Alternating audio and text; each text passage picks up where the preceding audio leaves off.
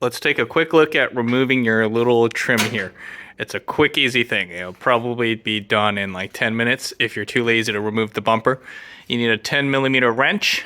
You get underneath here, and you will find one nut there, and you'll find the other nut there. So just take your time, slip your wrench in here, and slowly crank away till it's loose enough for you to try to get it by hand, and then you're all set. Right? Cool. Once you get the nuts off, it just comes right out. Man, this is a flimsy piece of crap.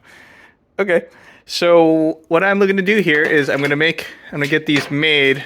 If you guys want any, just let me know, but I'm gonna make one for myself anyways. I will probably get it in stainless or aluminum. I will figure out what I'm gonna do. Probably go a little bit thicker so it's not so bendy. I mean, this is paper thin.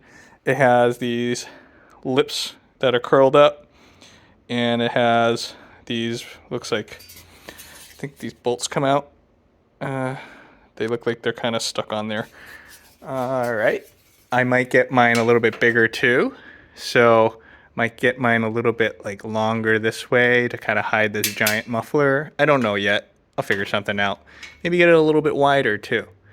We'll see. Since it'd be custom made, I don't really like my slats. I'm probably going to have something cut out of here, and it'll be a nice little picture. Maybe I'll have a bunch of things so I could switch them out whenever I like. Yeah. That's it for today. A quick, easy video on how to remove your heat shield if you still have one, and whether or not I can make a better one out of this. If you guys would like to have one and want to order one, let me know. And I'll see you next time.